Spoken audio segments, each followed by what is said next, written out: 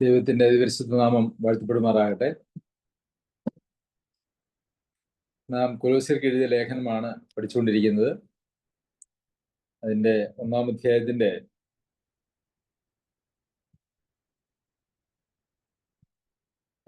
13 വരെയുള്ള വാക്യങ്ങൾ നാം പഠിക്കുകയുണ്ടായി. 1-ാം അധ്യായത്തിന്റെ 13 വരെയുള്ള വാക്യങ്ങൾ നാം പഠിക്കുകയുണ്ടായി. ഇന്ന് തുടർന്നുള്ള വാക്യങ്ങൾ നമുക്ക് പഠിക്കുവാനായിട്ട് സമയമെടുക്കാം.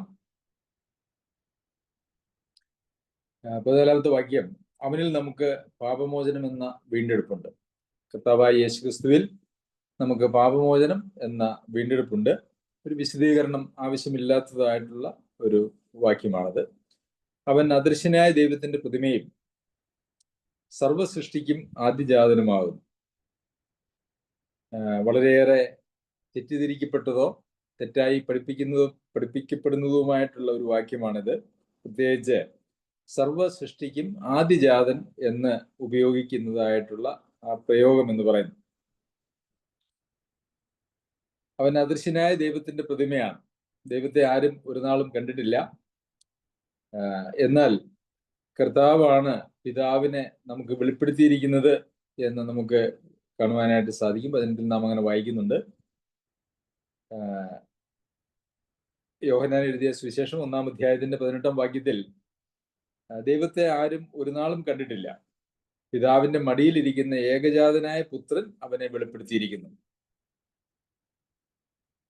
ആരും ഒരു നാളും ദൈവത്തെ കണ്ടിട്ടില്ല, ഏകജാതനായ പുത്രൻ വെളിപ്പെടുത്തിയിരിക്കുന്നു. അപ്പോൾ കർത്താവായ യേശുക്രിസ്തുവാണ് പിതാവിനെ വെളിപ്പെടുത്തിയിരിക്കുന്നത് എന്ന് നമുക്കവിടെ കാണാനായിട്ട് കഴിയും. എന്നെ കണ്ടിരിക്കുന്നവൻ പിതാവിനെ കണ്ടിരിക്കുന്നു എന്ന് നമ്മൾ വായിക്കുന്നുണ്ട്.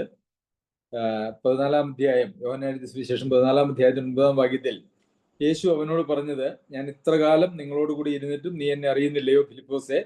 എന്നെ കണ്ടവൻ പിതാവിനെ കണ്ടിരിക്കുന്നു, പിന്നെ പിതാവിനെ ഞങ്ങൾക്ക് കാണിച്ചു തരണം എന്ന് നീ പറയുന്നത് എങ്ങനെ? അപ്പോൾ കർത്താവായ യേശുക്രിസ്തുവാണ് പിതാവിനെ നമുക്ക് വെളിപ്പെടുത്തിയിരിക്കുന്നത്. ഇവിടെ തന്നെ തുടർന്നുള്ള വാക്യങ്ങളിൽ നമുക്ക് അത് കാണുവാനായിട്ട് കഴിയും. തുടർന്നുള്ള അധ്യായത്തിൽ നമുക്ക് അത് കാണാനായിട്ട് കഴിയും. ദൈവത്തിന്റെ ഈ 19-ാമത്തെ വാക്യത്തിൽ അവനിൽ സർവസമ്പൂർണതയും വസിപ്പാനും എന്ന് നമ്മൾ വായിക്കുന്നുണ്ട്. തുടർന്നുള്ള അധ്യായങ്ങൾ പഠിക്കുമ്പോൾ നമുക്കതിനെക്കുറിച്ച് കൂടുതൽ മനസ്സിലാക്കുവാനായിട്ട് സാധിക്കും. അപ്പോൾ കർത്താവായ യേശുക്രിസ്തു അദൃശ്യനായ ദൈവത്തിന്റെ പ്രതിമയാണ്.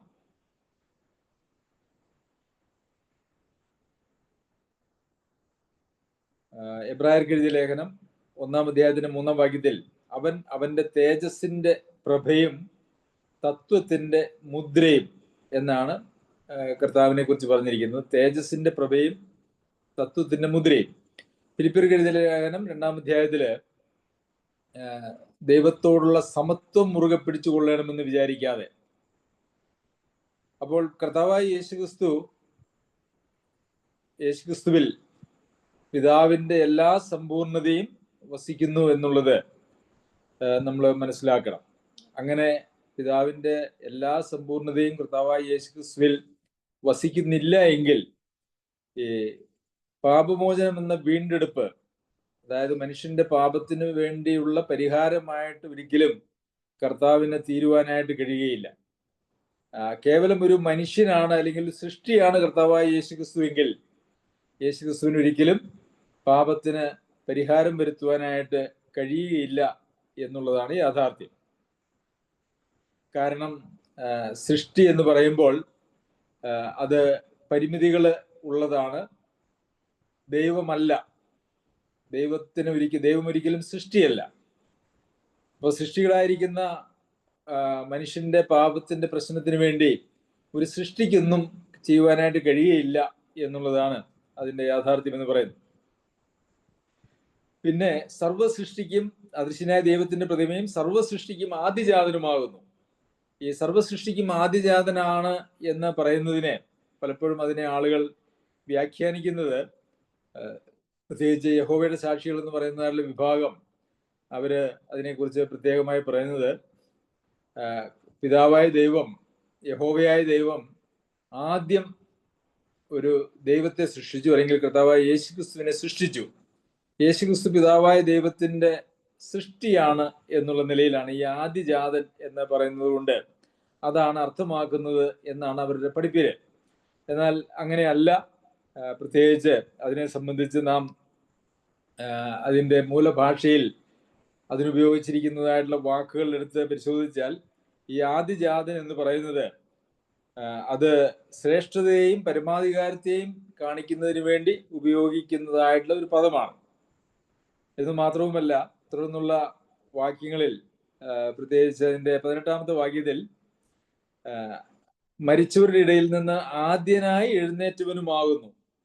അപ്പോൾ മരിച്ചവരുടെ ഇടയിൽ നിന്ന് ആദ്യനായി എഴുന്നേറ്റവൻ എന്നുള്ള നിലയിലാണ് കർത്താവായ യേശു ക്രിസ്തുവിനെ ആദിജാതൻ എന്ന് പറഞ്ഞിരിക്കുന്നത്. റോമർക്കെഴുതിയ ലേഖനം 8-ാം അധ്യായത്തിലും നമുക്ക് സമാനമായിട്ടുള്ള ഒരു കാര്യം കാണുവാനായിട്ട് സാധിക്കും. റോമർക്കെഴുതിയ ലേഖനം അതിൻ്റെ 8-ാം അധ്യായത്തിലേക്ക് നമുക്ക് വരാം. 8-ാം അധ്യായത്തിന്റെ 29-ാമത്തെ വാക്യത്തിൽ അവൻ മുന്നറിഞ്ഞവരെ തൻ്റെ പുത്രൻ അനേകം സഹോദരന്മാരിൽ ആദിജാതനാകേണ്ടതിന് അവന്റെ സ്വരൂപത്തോട് അനുരൂപരാകുവാൻ മുൻനിയമിച്ചിരിക്കുന്നു. അപ്പോൾ അവന്റെ സ്വരൂപത്തോട് അനുരൂപരാകുവാനായിട്ടാണ് നമ്മെ മുൻനിയമിച്ചിരിക്കുന്നത്. എന്നാൽ കർത്താവായ യേശു ക്രിസ്തുവിനെ കുറിച്ച് പറയുന്നത് അനേകം സഹോദരന്മാരിൽ ആദിജാതനാകേണ്ടതിന്. അപ്പോൾ ഇവിടെയും ആദിജാതൻ എന്ന് പറഞ്ഞിരിക്കുന്നതായിട്ടുള്ള പ്രയോഗം ആദ്യത്തെ സൃഷ്ടി എന്നുള്ള നിലയിലല്ല, മറിച്ച് മരിച്ചവരിൽ നിന്നും ആദ്യമായി ഉയർത്തെഴുന്നേറ്റവൻ, പിന്നെ അധികാരവും ശ്രേഷ്ഠതയും, അതാണ് ഇവിടെ ഉദ്ദേശിച്ചിരിക്കുന്നത്. അതിൻ്റെ മൂലഭാഷയിൽ ആ വാക്കിന് അങ്ങനെയുള്ള അർത്ഥവുമാണുള്ളത്. അതുകൊണ്ട് മരിച്ചവരിൽ നിന്ന് ആദ്യമായി ഉയർത്തെഴുന്നേറ്റവൻ മരണമില്ലാതെ, അതിനു മുമ്പ് കർത്താവ് മരിച്ചവരെ ഉയർത്തെഴുന്നേൽപ്പിച്ചിട്ടുണ്ട്, ലാസറിനെ ഉയർത്തെഴുന്നേൽപ്പിച്ചു. എന്നാൽ ലാസർ വീണ്ടും മരിച്ചു എന്ന് നമുക്ക് കാണാനായിട്ട് കഴിയും. എന്നാൽ പിന്നീട് മരണമില്ലാതെ ഉയർത്തെഴുന്നേറ്റത് കർത്താവായ യേശു ക്രിസ്തു മാത്രമേ ഉള്ളൂ. ആ യേശു ക്രിസ്തുവിന്റെ സ്വരൂപത്തോട് ബാക്കി എല്ലാവരും, വിശ്വാസികൾ എല്ലാവരും അനുരൂപപ്പെടുക എന്നുള്ളതാണ് ഓരോ വിശ്വാസിയെയും സംബന്ധിച്ചുള്ള ദൈവിക പരിപാടി എന്ന് പറയുന്നത്. അപ്പോൾ അങ്ങനെ ആ ഒരു അർത്ഥത്തിലാണ് കർത്താവായ യേശു ക്രിസ്തുവിനെ കുറിച്ച് സർവ്വസൃഷ്ടിക്കും ആദ്യജാതനാണ് എന്ന് പറയുന്നത് കൊണ്ട് ഉദ്ദേശിച്ചിരിക്കുന്നത്. പിന്നെ 16-ാമത്തെ വാക്യത്തിൽ സ്വർഗത്തിലുള്ളതും ഭൂമിയിലുള്ളതും ദൃശ്യമായതും അദൃശ്യമായതും സിംഹാസനങ്ങളാകട്ടെ, കർത്തൃത്വങ്ങളാകട്ടെ, വാഴ്ചകളാകട്ടെ, അധികാരങ്ങളാകട്ടെ, സകലവും അവൻ മുഖാന്തരം സൃഷ്ടിക്കപ്പെട്ടു. അവൻ മുഖാന്തരവും അവനായിട്ടും സകലവും സൃഷ്ടിക്കപ്പെട്ടിരിക്കുന്നു. അപ്പോൾ കർത്താവായ യേശു ക്രിസ്തുവിന്റെ സ്ഥാനം എന്ന് പറയുന്നത് അവൻ മുഖാന്തരം സകലവും സൃഷ്ടിക്കപ്പെട്ടു. സ്വർഗത്തിലുള്ളതും ഭൂമിയിലുള്ളതും കാണാവുന്നതും കാണാൻ കഴിയാത്തതുമായിട്ടുള്ള എല്ലാ കാര്യങ്ങളും എന്ന് തുടങ്ങി സർവ സൃഷ്ടിയും അവൻ മുഖാന്തരവും അവനായിട്ടും സൃഷ്ടിക്കപ്പെട്ടിരിക്കുന്നു എന്നാണ് നമുക്ക് 16-ാമത്തെ വാക്യത്തിൽ കാണുവാനായിട്ട് കഴിയുന്നത്. നമുക്കറിയാം, ഉൽപ്പത്തി പുസ്തകത്തിലേക്ക് നാം പോകുമ്പോൾ അവിടെ ദൈവം, യഹോവയായ ദൈവം ഇപ്രകാരം പറയുന്നു, നാം നമ്മുടെ സാദൃശ്യത്തിൽ മനുഷ്യനെ സൃഷ്ടിക്കുക എന്നുള്ളത്. അവിടെ നാം എന്ന് ഉപയോഗിച്ചിരിക്കുന്നതായിട്ടുള്ള പദം പോലും അവിടെ ത്രിത്വത്തെ കാണിക്കുന്നതായിട്ടുള്ള പദമാണ്. അതുപോലെ തന്നെ ത്രിത്വത്തെ കാണിക്കുന്നതായുള്ള ധാരാളം തെളിവുകൾ, അതൊരു ത്രിത്വം എന്ന് പറയുന്ന ഒരു വിഷയം പഠിക്കുമ്പോൾ അത് വേണമെങ്കിൽ നമുക്ക് വിശദമായിട്ട് പറയുവാനായിട്ട് പഠിക്കുവാനായിട്ട് കഴിയും. ബൈബിളിൽ ഉടനീളം അതിനുള്ള തെളിവുകൾ നമുക്ക് കാണുവാനായിട്ട് കഴിയും. കർത്താവ് അന്ത്യകൽപ്പന കൊടുക്കുമ്പോൾ പിതാവിൻ്റെയും പുത്രൻ്റെയും പരിശുദ്ധാത്മാവിൻ്റെയും നാമത്തിൽ സ്നാനം കഴിപ്പിച്ചും എന്നാണ് പറയുന്നത്. അത് 3 വ്യക്തികളാണ് എങ്കിൽ നാമങ്ങളിൽ എന്നാണ് പറയേണ്ടത്, നാമത്തിൽ എന്നല്ല പറയേണ്ടത്. അപ്പോൾ അങ്ങനെ ധാരാളം തെളിവുകൾ നമുക്ക് ഉണ്ട്. സൃഷ്ടി എന്ന് പറയുന്നത് എബ്രായ ലേഖനം നാം പഠിക്കുമ്പോൾ അവിടെയും സൃഷ്ടി എന്ന് പറയുന്നത് കർത്താവായ യേശു ക്രിസ്തു നിർവഹിച്ചു എന്നുള്ള നിലയിൽ നമുക്ക് അവിടെയും കാണാനായിട്ട് കഴിയും. ഇവിടെയും അവൻ മുഖാന്തരവും അവനായിട്ടും സകലവും സൃഷ്ടിക്കപ്പെട്ടിരിക്കുന്നു. അവൻ സർവത്തിനും മുമ്പേ ഉള്ളവൻ, അവൻ സഭ എന്ന ശരീരത്തിന്റെ തലയുമാകുന്നു. സകലത്തിലും താൻ മുമ്പനാകേണ്ടതിന് അവൻ ആരംഭവും മരിച്ചവരുടെ ഇടയിൽ നിന്ന് ആദ്യനായി എഴുന്നേറ്റവനുമാകുന്നു. സകലത്തിലും താൻ മുമ്പനാകേണ്ടതിന്, അത് സഭ എന്ന് പറയുന്ന സഭയ്ക്ക് തലയാണ് എന്ന് നാം അവിടെ 18-ാമത്തെ വാക്യത്തിൽ കണ്ടല്ലോ. അവൻ സഭ എന്ന ശരീരത്തിന്റെ തലയുമാകുന്നു. സകലത്തിലും താൻ മുമ്പനാകേണ്ടതിന്.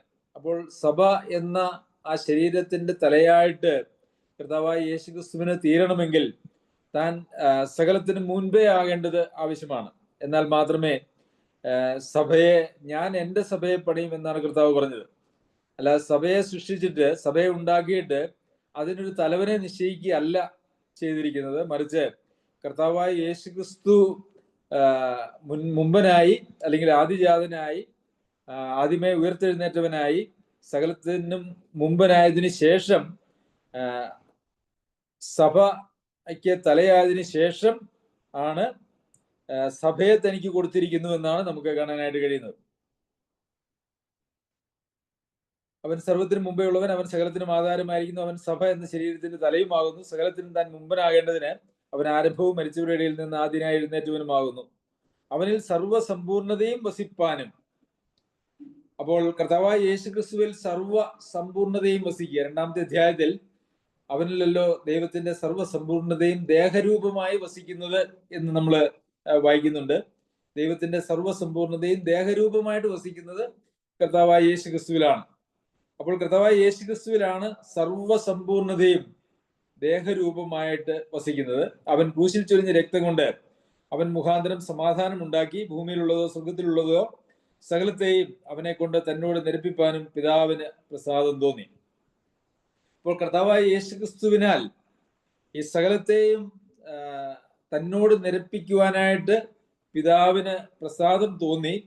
അതിന് യോഗ്യമായി കർത്താവായ യേശുക്രിസ്തു തീർന്നത് എന്തുകൊണ്ടാണ്, അതിനുള്ള യോഗ്യത എന്താണ് എന്നുള്ളതാണ് ഇതിനു മുമ്പുള്ളതായിട്ടുള്ള എല്ലാ വാക്യങ്ങളും നമ്മെ പഠിപ്പിക്കുന്നത്, നമുക്ക് കാണുവാനായിട്ട് സാധിക്കുന്നത്. ദൈവത്തെക്കാൾ കുറഞ്ഞതായിട്ടുള്ള, അല്ലെങ്കിൽ ദൈവത്തെക്കാൾ കുറഞ്ഞതായിട്ടുള്ള ആർക്കും അങ്ങനെ ദൈവവുമായിട്ട് നിരപ്പിക്കാനായിട്ട് സാധ്യമല്ല എന്നുള്ളതാണ്. നമുക്കറിയാമല്ലോ, ദൈവത്തോട് നിരപ്പിക്കുവാനായിട്ട് പാപം ചെയ്ത് ആത്മീകമായിട്ട് മരിച്ചവനായിട്ടുള്ള ഒരു മനുഷ്യനെ ദൈവത്തോട് നിരപ്പിക്കാൻ ദൈവത്തെക്കാൾ കുറവുള്ള ആർക്കും അത് സാധ്യമല്ലാത്ത ഒരു കാര്യമാണ്.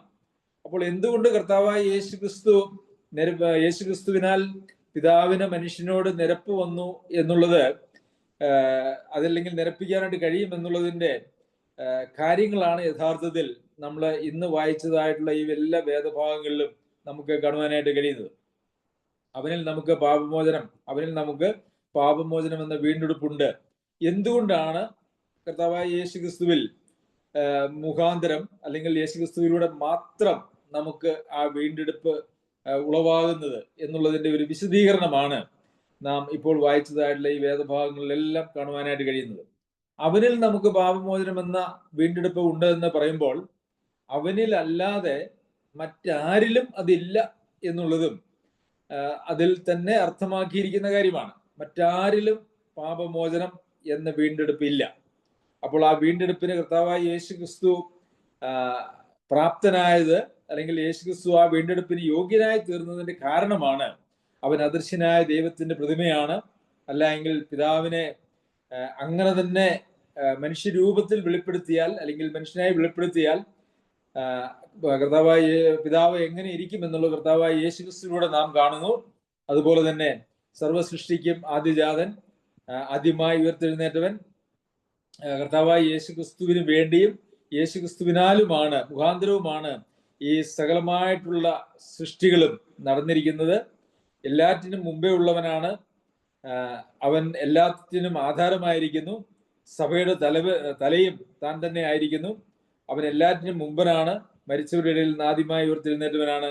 അവനിൽ സർവ്വസമ്പൂർണതയും വസിക്കുന്നു.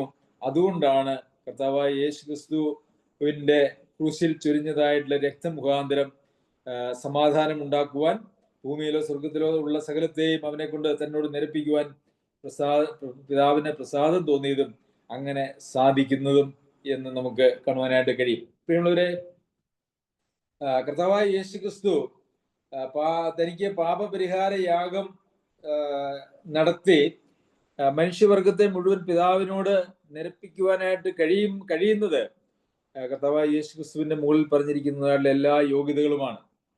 കർത്താവായ യേശുക്രിസ്തുവിന്റെ ദൈവത്വത്തിനെതിരെ പല ഉപദേശങ്ങളും ഇന്ന് ലോകത്തിലുണ്ട്.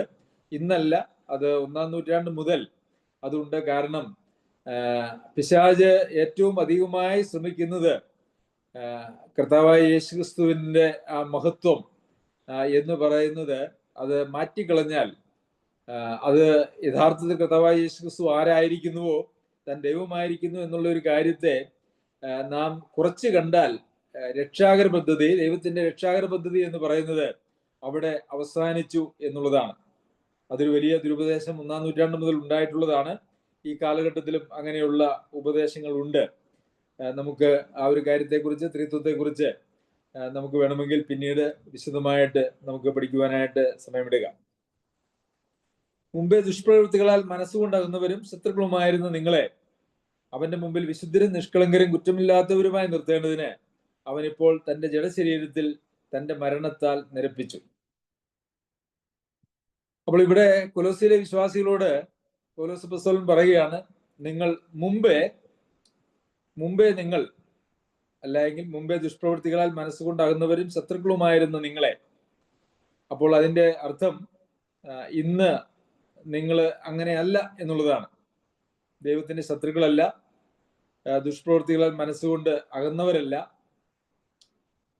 അങ്ങനെ ആയിരുന്നതായിട്ടുള്ള നിങ്ങളെ അവന്റെ മുമ്പിൽ വിശുദ്ധരും നിഷ്കളങ്കരും കുറ്റമില്ലാത്തവരുമായി നിർത്തേണ്ടതിന് അവനിപ്പോൾ തന്റെ ജഡശരീരത്തിൽ തന്റെ മരണത്താൽ നിരപ്പിച്ചു എന്നാണ് വായിക്കുന്നത്. ഇവിടെ വിശുദ്ധരും നിഷ്കളങ്കരും കുറ്റമില്ലാത്തവരുമായി നിർത്തുക എന്ന് പറയുന്നതായിട്ടുള്ള പ്രയോഗം നമ്മൾ ശ്രദ്ധിക്കേണ്ടത് ആവശ്യമാണ്. വിശുദ്ധരും നിഷ്കളങ്കരും കുറ്റമില്ലാത്തവരുമായി നമുക്ക് തീരുവാൻ കഴിയുമോ എന്ന് ചോദിച്ചാൽ അങ്ങനെ തീരുവാനായിട്ട് കഴിയുകയില്ല. അതായത് ഒരു പാപരഹിതമായ, യാതൊരു വക കുറവുകളും ഇല്ലാത്തതായിട്ടുള്ള ഒരു സമ്പൂർണതയിലേക്ക്, പാപരഹിതമായ ഒരു അവസ്ഥയിലേക്ക് മനുഷ്യൻ എത്തിപ്പെടുവാനായിട്ട് കഴിയുന്നതല്ല. കാരണം പാപത്തെക്കുറിച്ച് അല്ലെങ്കിൽ ദൈവത്തോടുള്ള ശത്രുത്വത്തെക്കുറിച്ച് നാം ചിന്തിക്കുമ്പോൾ നന്മ ചെയ്യാൻ അറിയാമായിരുന്നിട്ട് അത് ചെയ്യാതിരിക്കുന്നത് പാപമാണ്. വിശ്വാസത്തിൽ നിന്ന് ഉത്ഭവിക്കാത്തതൊക്കെ പാപമാണ്. അതുപോലെ തന്നെ ഒരുപക്ഷെ നമ്മൾ വളരെ ലാഘവത്തോടെ കാണുന്നതായിട്ടുള്ള വാത്സല്യമില്ലായ്മ, കരുണ കാണിക്കാത്ത അവസ്ഥ, ഇതൊക്കെ പാപമാണ്. അപ്പോൾ 100% വിശുദ്ധി എന്ന് പറയുന്നത് ഈ ലോക ജീവിതത്തിൽ മനുഷ്യനിൽ സംഭവിക്കുന്നതായിട്ടൊരു കാര്യമല്ല. എന്നാൽ മനുഷ്യനോട് ദൈവം പറയുന്നതായിട്ടുള്ള കാര്യം, കർത്താവിൽ വസിച്ചുകൊണ്ട് നാം കർത്താവിന്റെ വഴിയെ മുമ്പോട്ട് ഒരു ക്രിസ്തീയ ജീവിതം യാത്ര നമ്മൾ നടത്തുമ്പോൾ, കർത്താവിൽ നാം വസിക്കുമ്പോൾ, ദൈവം നമ്മുടെ മരണത്തിങ്കൽ, നാം മരിക്കുന്ന ആ സമയത്ത് നാം ലക്ഷ്യമാക്കി യാത്ര ചെയ്തതും നാം നോട്ടമിട്ടതുമായിട്ടുള്ള ജീവിതം എന്ന് പറയുന്നത് കർത്താവായ യേശുക്രിസ്തുവിൽ വസിച്ച് നിത്യതയിലേക്കുള്ള പ്രത്യാശയിലാണ് നാം ജീവിച്ചതെങ്കിൽ നമ്മെ വിശുദ്ധരായിട്ട്, കുറ്റമില്ലാത്തവരായിട്ട്, നിഷ്കളങ്കരായിട്ട് അങ്ങ് ദൈവം പ്രഖ്യാപിക്കുകയാണ് ചെയ്യുന്നത്. നാം വീണ്ടും ജന്മം പ്രാപിച്ചപ്പോൾ ദൈവം യഥാർത്ഥത്തിൽ അവിടെ നമ്മെ കുറ്റമില്ലാത്തവരായിട്ടൊരു പ്രഖ്യാപനം നടത്തിയിട്ടുണ്ട്, അല്ലെ? നമ്മെ ദൈവത്തോട് നിരപ്പിച്ച് വിശ്വാസത്താൽ ഉള്ള നീതീകരണം എന്ന് പറയുന്നത് നമ്മളുടെ കുറ്റമെല്ലാം കർത്താവ് തൻ്റെ മേൽ ഏറ്റെടുത്തുകൊണ്ട് നമ്മെ കുറ്റമില്ലാത്തവരായി പ്രഖ്യാപിച്ച്, അല്ലെങ്കിൽ ആ കുറ്റത്തിന്റെ ശിക്ഷയിൽ നിന്നും നമ്മെ വിടുവിച്ച്, അതൊരു പ്രഖ്യാപനമാണ് യഥാർത്ഥത്തിൽ അവിടെ പിതാവായ ദൈവം നടത്തിയിരിക്കുന്നത്. കർത്താവായ യേശുക്രിസ്തുവിൽ വിശ്വസിച്ച്, യാഗമരണത്തിൽ വിശ്വസിച്ച് കർത്താവിനോട് ചേരുന്നതായ ആ കർത്തൃത്വത്തിന് വിധേയപ്പെടുന്നതായിട്ടുള്ള ആളുകളെ മുഴുവൻ നീതിമാന്മാരായിട്ട് ദൈവസന്നിധിയിൽ ദൈവം കർത്താവായ യേശുക്രിസ്തു മുഖാന്തരമുള്ള നീതിമാന്മാരായിട്ട് നമ്മളെ പ്രഖ്യാപിക്കുകയാണ് ചെയ്യുന്നത്. അതിനുശേഷവും ഇവിടെ ഈ കുറ്റമില്ലാത്തവരായി നിർത്തുക എന്ന് പറയുന്നത് അത് കർത്താവായ യേശുക്രിസ്തു ചെയ്യുന്നതായിട്ടുള്ള ഒരു കാര്യമാണ്. നാം നമ്മുടെ ജീവിതത്തിൽ നേടിയെടുക്കുന്നതായിട്ടുള്ള ഒരു യോഗ്യതയല്ല എന്നുള്ളത് നാം മനസ്സിലാക്കണം. അങ്ങനെ ഈ ലോകത്തിൽ ന്യായപ്രമാണത്തിന്റെ പ്രവൃത്തി മുഴുവനും തീർത്ത ഒരേ ഒരാളെ ജീവിച്ചിട്ടുള്ളൂ. കുറ്റമില്ലാത്തവനായി, ആർക്കും ഒന്നും കാണിച്ചു കൊടുക്കാൻ ഒരു വകയുമില്ലാത്തവനായി ജീവിച്ച ഒരേ ഒരാള് കർത്താവായ യേശുക്രിസ്തു മാത്രമാണ്. ഈ സുവിശേഷം നമ്മുടെ ജീവിതത്തിൽ ചെയ്യുന്നതായിട്ടുള്ള ഈ കാര്യം എന്ന് പറയുന്നത് നമുക്ക് കർത്താവായ യേശുക്രിസ്തുവിലുള്ള വിശ്വാസത്താൽ അവനിൽ വസിക്കുവാനും അവനിൽ വസിച്ചുകൊണ്ട് അവന്റെ ഇഷ്ടം ചെയ്തുകൊണ്ട് ആ നിത്യതയെ നോക്കിയുള്ള ആ യാത്രയിൽ നാം മുമ്പോട്ട് പോകുമ്പോൾ ദൈവം നമ്മുടെ ആ യാത്ര അവസാനിപ്പിക്കുന്ന ദിവസം നാം കർത്താവിനോട് കൂടെയാണ് വസിക്കുന്നതെങ്കിൽ കർത്താവിന്റെ സമ്പൂർണതയാണ് നമ്മളുടെ മേൽ ദൈവം കാണുന്നത് അല്ലെങ്കിൽ ആരോപിക്കുന്നത്. നാം 2-ാമത്തെ അധ്യായത്തിലേക്ക് വരുമ്പോൾ നമുക്കത് കാണുവാനായിട്ട് കഴിയും. അവനിൽ നിങ്ങൾ സമ്പൂർണരാണ് എന്നുള്ളതായിട്ടുള്ള വാക്യം. കർത്താവായ യേശുക്രിസ്തുവിൽ നാം വസിക്കുമ്പോൾ കർത്താവായ യേശുക്രിസ്തുവിലൂടെയാണ് പിതാവായ ദൈവം നമ്മെ കാണുന്നത്. അപ്പോൾ കർത്താവായ യേശുക്രിസ്തുവിൽ എന്തെല്ലാം സമ്പൂർണതകളുണ്ടോ അതെല്ലാം പിതാവായ ദൈവം നമ്മളിലും കാണുകയാണ് ചെയ്യുന്നത്. ഇതാണ് വിശ്വാസത്താലുള്ള ജീവിതം അല്ലെങ്കിൽ ക്രിസ്തീയ ജീവിതം എന്ന് പറയുന്നത്. നാം നേടിയെടുക്കുന്നതായ എന്തെങ്കിലും ആത്മീയമായിട്ടുള്ള ഔന്നത്യാവസ്ഥയല്ല എന്നുള്ളത് നാം മനസ്സിലാക്കണം. അങ്ങനെയെങ്കിൽ അത് നമ്മളുടെ ഒരു പ്രവൃത്തികളുടെ ഫലം എന്ന് വരും.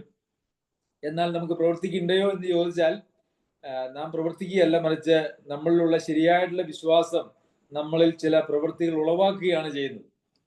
നാം പ്രവർത്തിക്കുന്നു എന്നല്ല. നാം ഇന്ന് അതിനെക്കുറിച്ച് പഠിച്ചുവല്ലോ.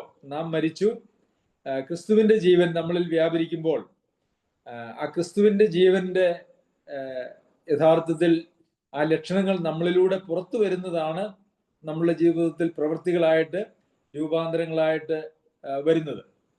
അപ്പോൾ അങ്ങനെ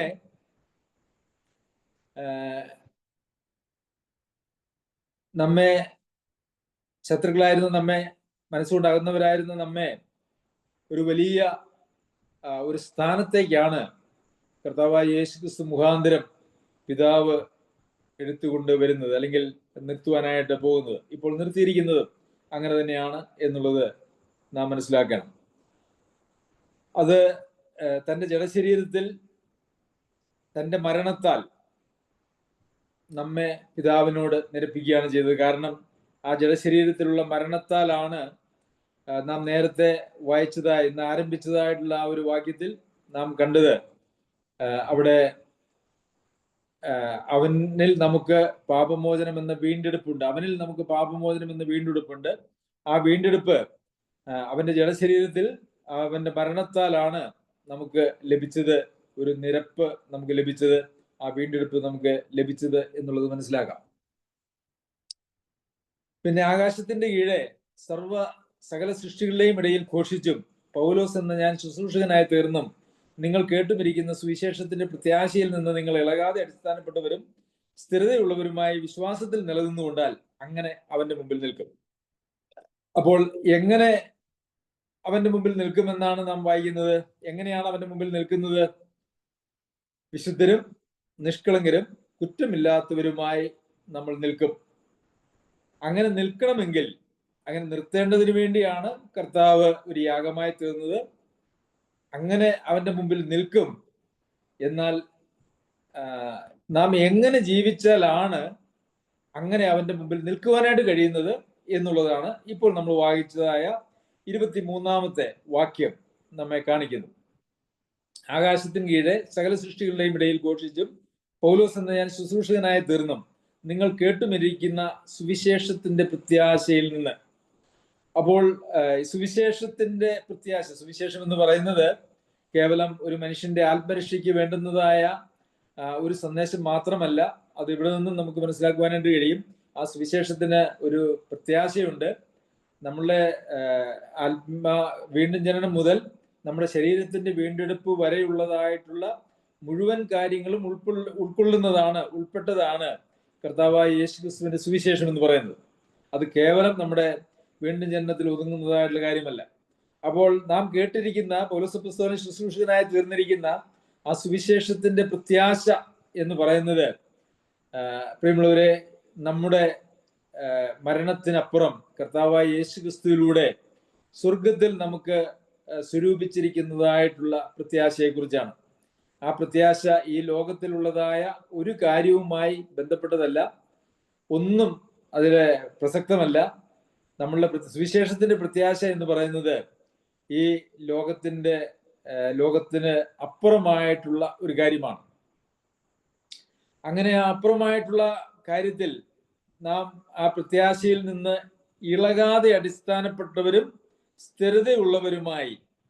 അപ്പോൾ ആ പ്രത്യാശയിൽ നിന്ന് ഇളകുവാനായിട്ട് നമുക്ക് അനുവാദമില്ല.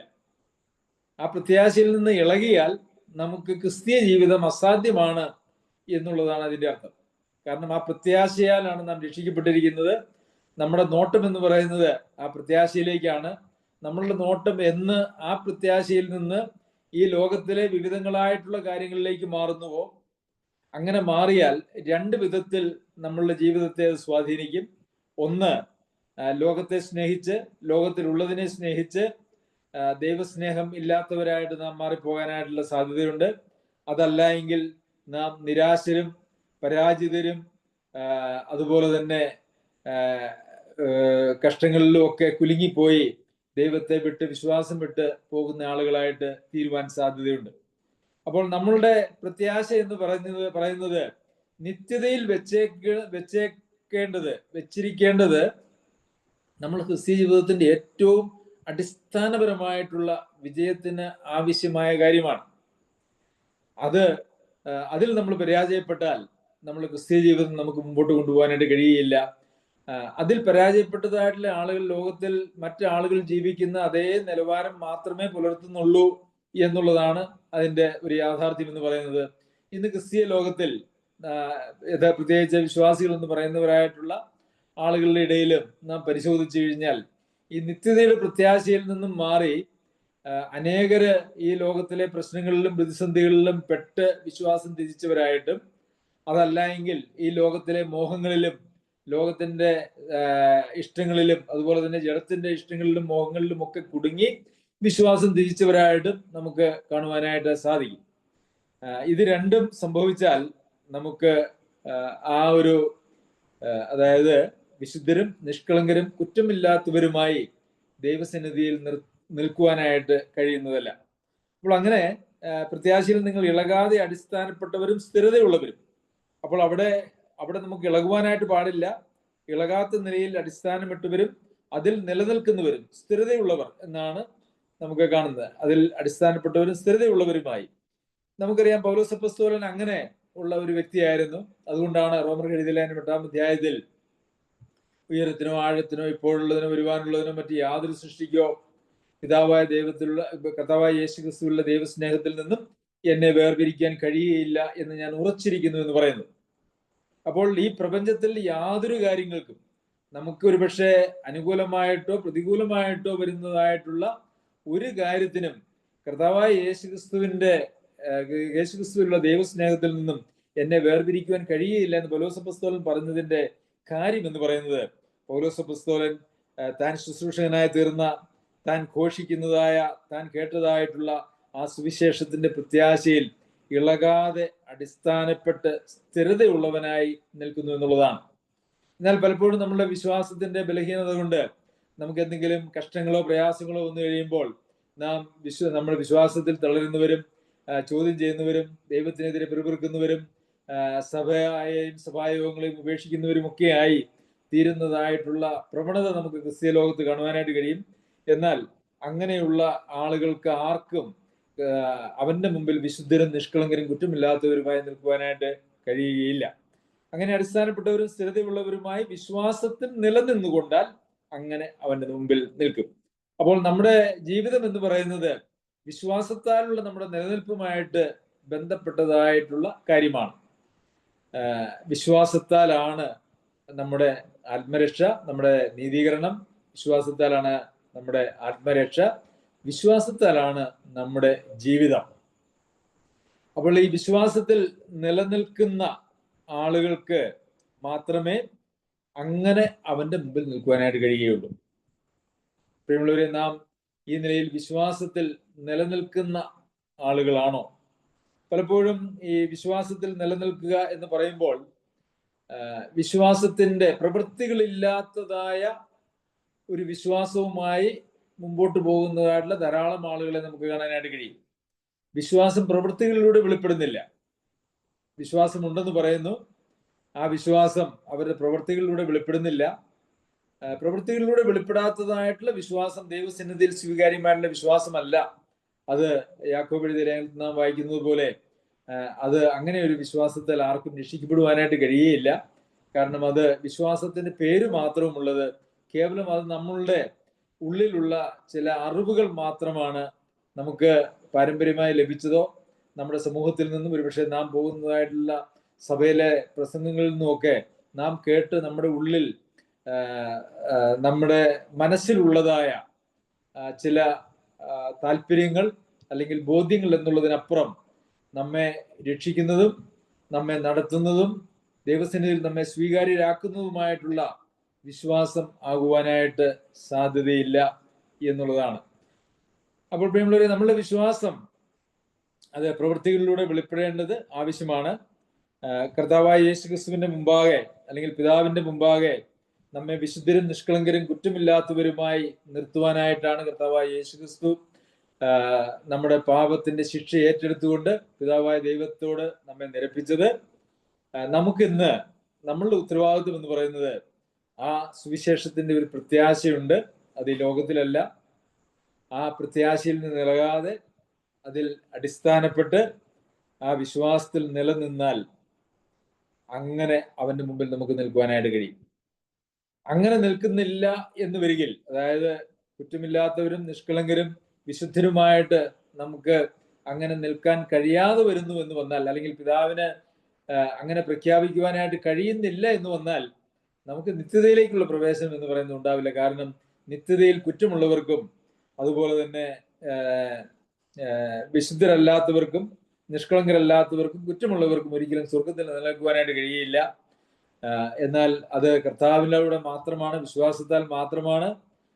അത് കർത്താവായ യേശുക്രിസ്തു ചെയ്യുന്നതായിട്ടുള്ള ഒരു കാര്യമാണ്. പക്ഷേ ആ പ്രത്യാശയിൽ നിന്ന്, സുവിശേഷത്തിന്റെ പ്രത്യാശയിൽ നിന്ന് നൽകാതെ അടിസ്ഥാനപ്പെട്ടവരായി, സ്ഥിരതയുള്ളവരായി വിശ്വാസത്തിൽ നിലനിൽക്കുവാൻ സർവശക്തനായ ദൈവം നമ്മെ സഹായിക്കട്ടെ. കർത്താവായ യേശുക്രിസ്തു നമ്മുടെ പാപത്തിന് പരിഹാരം വരുത്തുവാൻ കഴിയുന്ന ഒരേ ഒരാളാണ്. മറ്റാർക്കും അത് കഴിയുകയില്ല. അതിനുള്ള കാരണം, അതിന് കർത്താവായ യേശുക്രിസ്തുവിനുള്ള യോഗ്യത ഒക്കെ നമ്മൾ ഇന്ന് കണ്ടു. മനുഷ്യന്റെ വീണ്ടെടുപ്പ് വില ആർക്ക് കൊടുക്കുവാനായിട്ട് കഴിയും? അത് മനുഷ്യർക്ക് ആർക്കും കൊടുക്കാനായിട്ട് കഴിയുകയില്ല. ഒരു സൃഷ്ടിക്കും കഴിയുകയില്ല. ദൈവത്തിന് മാത്രമേ അത് കൊടുത്തു തീർക്കുവാനായിട്ട് കഴിയുള്ളൂ എന്ന് നാം സങ്കീർത്തനങ്ങളിൽ വായിക്കുന്നത് പോലെ ദൈവം തന്നെ നമ്മുടെ പാപത്തിന്റെ അല്ലെങ്കിൽ നമ്മുടെ പ്രാണന്റെ വീണ്ടെടുപ്പ് വില കൊടുത്തു തീർത്ത് നമ്മെ ഇന്ന് നിർത്തിയിരിക്കുകയാണ്. പിതാവിന്റെ സന്നിധിയിൽ നിരപ്പിച്ച് നമ്മെ നിർത്തിയിരിക്കുകയാണ്. നമ്മുടെ ഈ ക്രിസ്ത്യ ജീവിതം ആ നിരപ്പിന്റെ ആ വഴിയിൽ തന്നെ വിശ്വസ്തയോടെ ജീവിക്കുവാൻ സർവശക്തനായ ദൈവം നമ്മെ എല്ലാവരെയും സഹായിക്കട്ടെ. അവന്റെ വിശുദ്ധ നാമം വാഴ്ത്തപ്പെടുമാറാകട്ടെ.